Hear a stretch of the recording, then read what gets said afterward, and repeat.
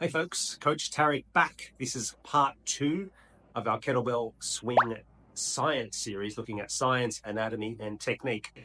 So in part 1, it was a little bit more of a background into understanding that the tool isn't just about strength and particularly power development, but also the cardiorespiratory benefits. In this next video, we're going to be covering the core trunk stabilizers that are recruited, and really how to get into a good position to make sure that there's a healthy spine during the flexion and extension phases of the kettlebell swing in a two-hand. And then when we advance it to a one-arm, what actually happens to the actual body as it starts to rotate through the spine. First thing that's important is that we look to recruit the key stabilizers, the multifidus, which then runs deep in to where the rectus spina muscles then merge all the way up through the spine. So that's sort of looking at it from a pure backline perspective. And really it works in one kinetic chain. We call this the posterior chain. What you'll note is that when we go from a two-hand swing to a one-arm swing, the one-arm swing will actually recruit a lot more of the stabilizers having to work hard to counteract over-rotating of the lumbar spine in particular. So let's take a little look. So when we're doing a hinge, we want to make sure we're not bending at the knees, so there's a slight knee bend. This will be critical when we start to discuss hamstring activation. And then we're hinging purely at the hips, and we're finding our specific range.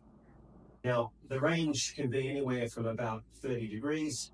But we don't want to be dropping too low. We don't want to get into too much extension and thereby losing our neutral spine. So that healthiness of the spine needs to be in relation to keeping that neutral spine throughout the dynamic phases of this kettlebell swing. What happens is we first practice the IBL movement to refine. In our kettlebell course, we break down all the regressions, of course. But for some of you who are a little bit more experienced, we want to pick up, and then you can see from there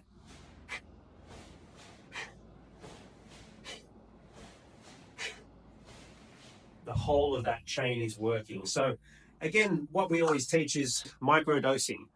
So those stabilizers are going to fatigue a lot quicker, and we want to give more little doses of the kettlebell swing, particularly for newer clients. As you can see in this slide, kettlebell research rehabilitation, the double, I would say, and the single hand in particular, kettlebell swings effectively recruits important trunk stabilizing muscles and can be used to strengthen the lower back. And also kettlebell training reduces pain in the neck, shoulders, and back. Because it's working as one unit, it is actually strengthening that posterior chain. And oftentimes people think, I need to stretch to reduce the pain. No, it's actually usually needing to strengthen that posterior chain and thereby reducing the amount of pain, whether that's up from the neck or down the lower back. It's going to transmit accordingly. So we need to make sure that there's a good posture, good technique, as well as microdosing, so that those muscles don't fatigue and then thereby the client falling into bad habits. So technique really matters. We don't want to see shrugging of the shoulders.